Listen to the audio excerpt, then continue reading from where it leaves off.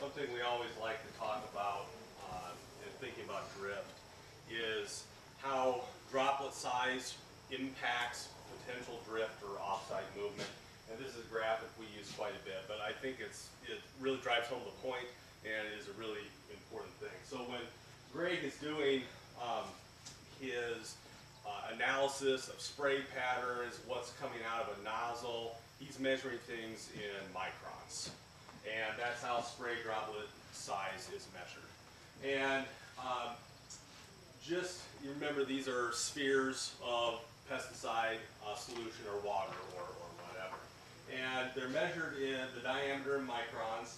And if you cut your micron diameter in half, say go from 500 to 200, you actually end up with 8 times the number of droplets from this volume of water out there. There's classifications that give you a sense of how big or relative those droplet sizes are. And I'm sure most of you have seen in a TJET catalog the color coding on that. And what those relate to is the average droplet size of the spray pattern that's coming out of those nozzles. So for most of our agricultural applications, we use nozzles that produce an average of a fine to probably very coarse droplet size. Fine being average droplet size of about 100 to 175 microns, and you can read here medium coarse, very coarse, up to 375 to 450 microns. What we did is we used a number of different nozzles that, according to the TJET catalog, will produce different droplet sizes. And we have a regular extended range flat fan nozzle, turbo TJET nozzle right here, air induction XR nozzle right here, and then the standard air induction nozzle over here.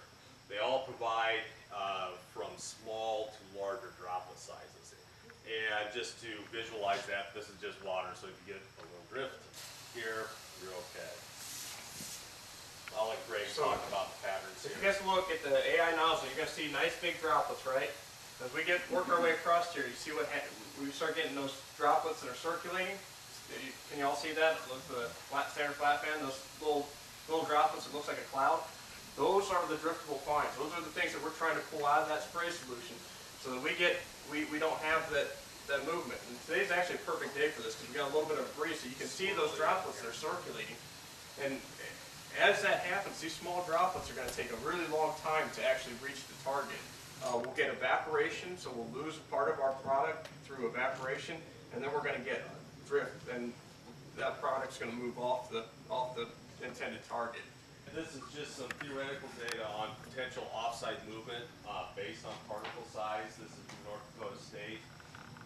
If you think about a fog type of application that you might see in an orchard or something like that, something where you have droplets in the 5 micron size in a 3-mile-an-hour wind, potential offside movement could be up to 3 miles with that. But more than likely that droplet will evaporate before it will go 3 miles, but theoretically that's what it would be.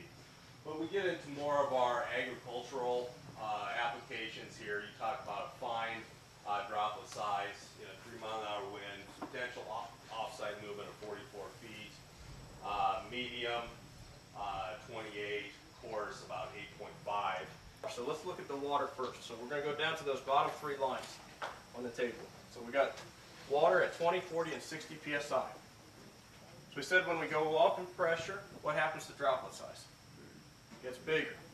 Okay, so these first 3 columns are telling us the droplet size for 10% of the spray volume, 50% of the spray volume, and 90% of the spray volume, okay? So let's focus in on that DV10 value, or that 10% of the spray volume. What do you see when we go from 20 to 40 to 60 psi to that? What happens to that droplet size? It's smaller, right? Increase the pressure, smaller droplets, greater drift potential. Okay, so keep in mind, right now we're just talking about droplet size and drip potential. There's a whole other aspect to a pesticide application, right? What is it? What else we got to be concerned about when we make a pesticide application? Well, wind speed, that's going to tie into drift. What about control? Always got to be conscious of control. So keep in mind when you're making a pesticide application, it's a delicate balance between making sure we get control, making sure we're not having unintended effects with that application. Second thing we did is we looked at 5, 10, 15, and 20 gallons per acre. How many of you guys spray 20 gallons per acre? A few of you? 15? 10? 5? Anybody down 5 gallons per acre or less? Okay. What would you expect to happen if we went from 20 gallons per acre down to 5 gallons per acre with that droplet size? What happens with the Roundup in that spray solution? Spray 22 ounces per acre. What's going to happen to that concentration? So we go from 20 gallons per acre to 5 gallons per acre.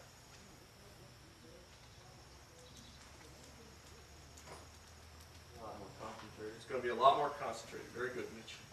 Absolutely. So we get a more concentrated spray solution. Make sense to everybody? You guys are quiet this morning. You're a tough crowd.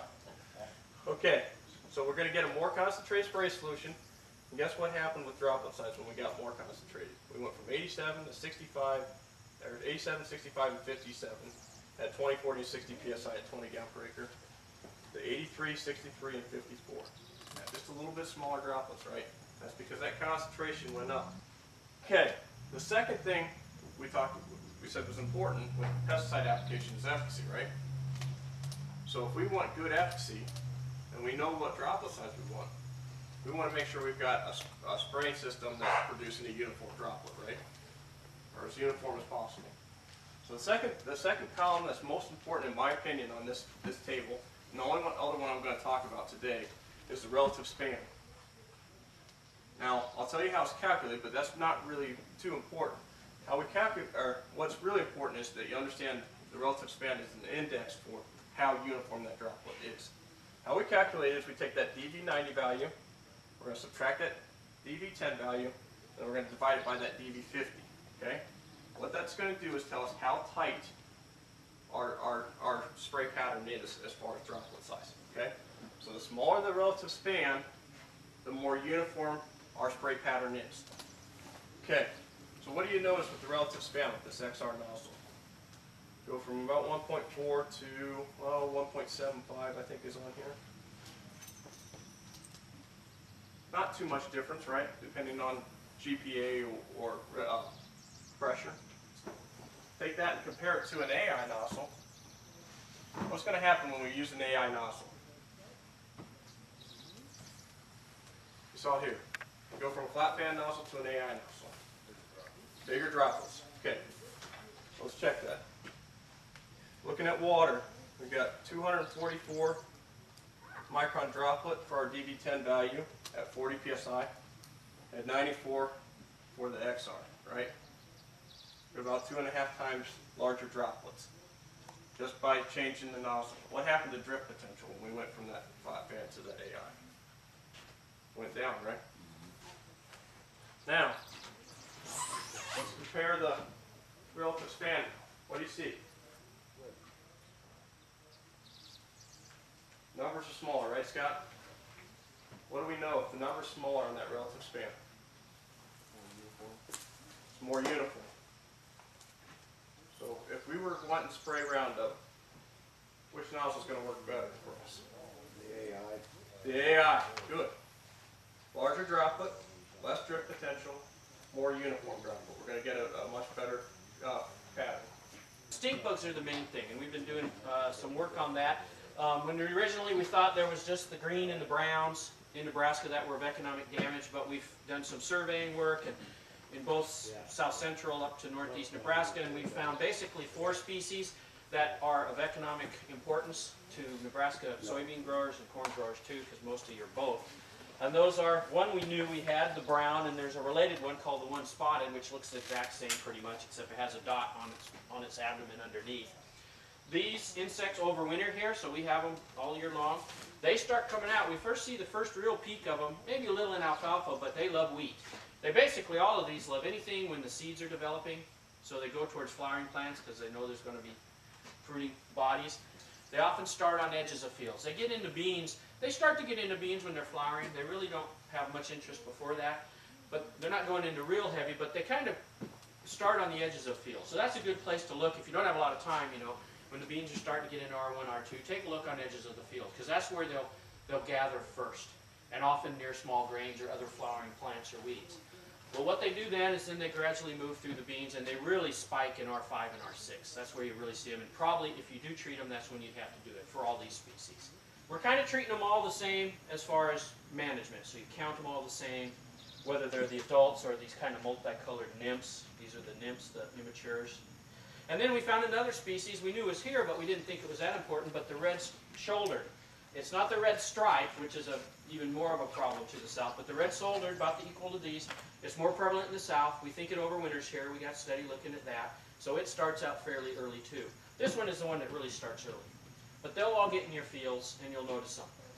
And so the thresholds we're using right now in Nebraska are 1 bug per foot a row, whether it's an adult, green, brown, immature.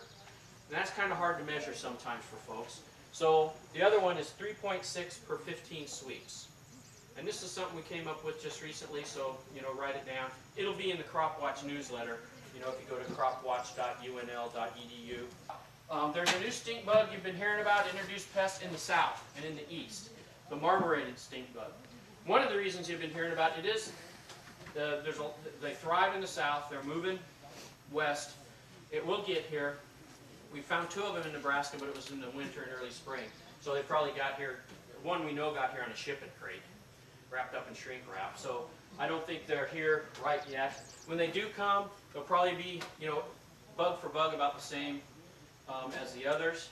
They seem to be pretty virulent on some things, but until we see different, we'll put them in the same category as the others. They have this kind of striped antennae and kind of pattern on the body. So if you ever find them, give them to your extension educator so we can identify them. There are soybean aphid resistant varieties now that are suitable for Nebraska. And we've used some up at the Haskell Ag Lab. They yield real good. And this is just a quick story on this. Here's aphids per plant, 0 to 2,500 days after planting. The red line is the resistant soybeans. Look at that, less than 50 per plant, when these others right next to it are going to 1,000 to 2,000 per plant. Really nice. We have them in this year. I've got plots up in my station. It's just a half section area where we're getting 1,000 to 2,000 right now. And the Rag 1 varieties are like less than 20. I have a study where we want them to build up on those plants and can't get them to build up. You know, it is single gene resistance, so eventually they'll become resistant to it, but they've got other genes coming down the pipeline. As a matter of fact, there's some resistant in Ohio already. But for Nebraska, if you buy a variety that has a RAG gene, R-A-G, whether it's RAG 1, 2, or 3, for the next couple years, that's going to be good for Nebraska. We don't really recommend mid-season tank mixes. When I say mid-season, I mean in July, unless you have a threshold of aphids or other insects in that field. The reason is, main reason is you knock out natural enemies and you can get flare-ups. If it's cool, you can get flare-ups in aphids. If it's dry, we've seen flare-ups in spider mites. So only to, and with glyphosate, there's another issue of large droplet size. If you're spraying for spider mites or aphids, you want really good crop canopy penetration, and you just don't have the right nozzles for that here. Fungicides is fine if you have that insect there. But again, we don't want to overuse it because, you know, you're wasting money if they're not going to be a big deal. You destroy the natural enemies, which really hold things down. And then overuse, I worry about pesticide use. It's not like, you know, there's more chemistry being taken away from us than added to us, it seems like, with insecticides. You know, they want to take away more OPs and some of these products that are really good, that offer choice. I figured, you know, that's part of resistance management is choice of product. And so I don't want to lose any products.